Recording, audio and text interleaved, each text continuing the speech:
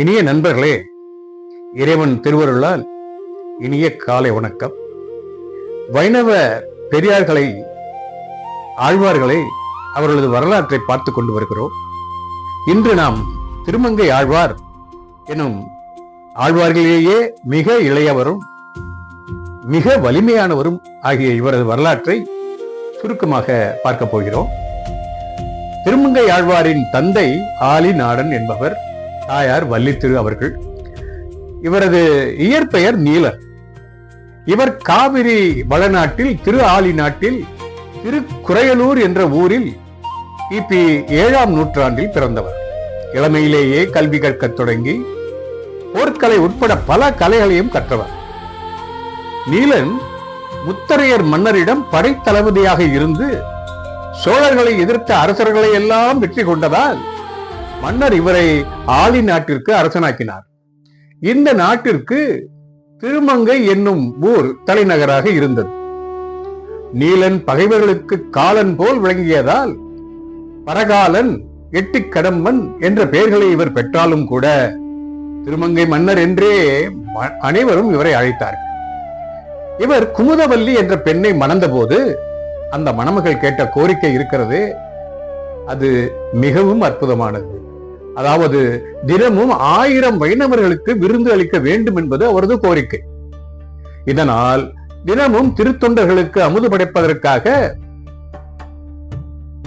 திருமங்கை மன்னர் போராடி தனது அனைத்து செல்வங்களையும் இழந்து விட்டார். தொண்டர்களுக்கு உணவளிக்க வேறு பொன்னும் பொருளும் இல்லாமையால் பிறரை கொள்ளையடித்து செல்வம் கவர்ந்து அதை கொண்டு உணவளித்து வந்தார். ஒரு நாள் திருமங்கை மன்னன் திருமணம் கொல்லையில் திருடும் கூட்டத்தோடு பதுங்கி இருந்தார். அந்த வழியாக வருபவரிடம் கொள்ளையடித்து வந்த பொருட்களை கொண்டு திருமால் தொண்டர்களுக்கு உணவு வழங்கியும் வந்தார். இவ்வாறு வழிப்பை செய்யும் போது திருமாலின் அறிகுறியாகிய நெற்றியில் திருமண் வைத்திருப்பவர்களிடம் அவர் கொள்ளையடிப்பதை தவித்தார். ஆனால் திருமங்கை மன்னன் தவறான வழியில் சேர்த்த பொருளால் தொண்டர்களுக்கு உணவு வழங்குவதை திருமால் தடுக்க நினைத்தார். எனவே திருமால் தானே தன் தேவியருடன் நிறைய நகைகளை அணிந்து கொண்டு திருமண கோலத்தில் சுற்றம் சூழ சேனைத் தலைவர் உடன் கூட்டமாக வந்தார். திருமங்கை ஆழ்வார் கூட்டத்தை கண்டதும் பாய்ந்து அவர்களை சூழ்ந்து எல்லா நகைகளையும் கழற்றித்தர சொன்னார். மறுத்தால் எங்கள் வாளுக்கு உங்கள் உயிர் பலியாகிவிடும் என்று கூறவும் அவர்களும் அனைத்து நகைகளையும் கழற்றி கொடுத்தனர். ஆனால் திருமாலாகிய மாப்பிள்ளை இருக்கிறாரே, அவரது வலது கையில் மட்டும் ஒரு விரலில் மோதிரம் அகற்றப்படாமல் இருந்ததை பார்த்தார் நீலன். திருமலை மன்னர் அதையும் கழற்றி கொடுக்க அவர் வற்புறுத்தினார். இறைவன் திருவிளையாடல் ஆதலால் மோதிரத்தை கழற்ற இயலவில்லை. அதனால் திருமங்கை ஆழ்வார் தன் பற்களால் விரலில் இருந்த மோதிரத்தை கடித்து கழற்ற முயன்றார். அப்போதும் கூட முடியவில்லை. பிறகு நகைகளையும் மணிகண்டல்களையும் தன் பணியாளர்களை கொண்டு மூட்டை கட்ட சொன்னார் அவர். அந்த மூட்டையை கூட தூக்க அவர்களால் முடியவே இல்லை. பரகாலன் என்ற திருமங்கையார் கோபம் கொண்டு மாப்பிள்ளையாகிய திருமாலை நோக்கி, மூட்டையை தூக்க முடியாமல் ஏதோ மந்திரத்தை போட்டு விட்டாய், அந்த மந்திரத்தை சொல்லாவிட்டால் உன்னை கொன்று விடுவேன் என்று அதட்டினார். மாப்பிள்ளை திருமால் இருக்காரே, அவர் பயந்தது போல் நடித்து, ஐயா என் அருகில் வா, அந்த மந்திரத்தை கூறுகிறேன் என்று சொன்னார். உடனே திருமங்கையார் அவர் திருமால் அருகே சென்றார். எம்பெருமானாகிய இறைவன் அவரது காதில் விளங்குமாறு ஓம் நமோ நாராயணா என்ற திருமந்திரத்தை, அந்த திருவெட்டெழுத்தை உபதேசித்தார். அதை கேட்டதும் திருமங்கை மன்னருடைய அகக்கண் திறந்தது. பெற்ற தாயினும் நலந்தரும் சொல்லை நான் கண்டுகொண்டேன் என்று வாயார நன்றி கூறி திகைத்து நின்றார். மணப்பெண் கோலம் பூண்டிருந்த மகாலட்சுமியும் பேரருள் பொங்கும் கண்களால் திருமங்கை ஆழ்வாரை பார்த்தார். பிறகு தோன்றிய அனைவரும் மறைந்து விட்டார்கள். இந்த நிகழ்ச்சியே இன்றும் பல்வேறு இடங்களில் வேடுபறி நிகழ்ச்சியாக நடைபெற்று வருகிறது.